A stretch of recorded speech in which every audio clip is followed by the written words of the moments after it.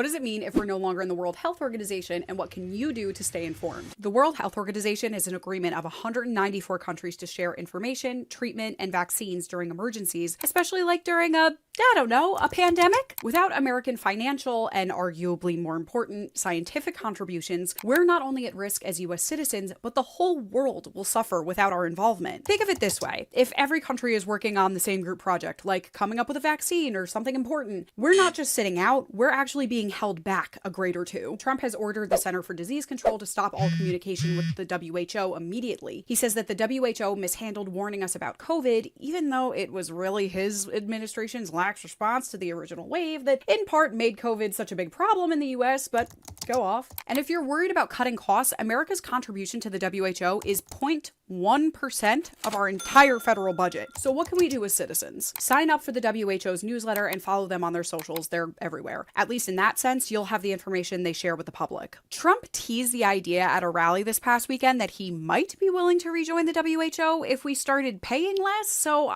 call your representatives and tell them you want us back in. Who knows if he means it, but it's worth a shot. Public outcry has been able to move the needle on some of his most recent demands, executive orders. So lastly, get your health news from credible sources like the WHO, not the guy toting raw cow's milk as the cure for everything.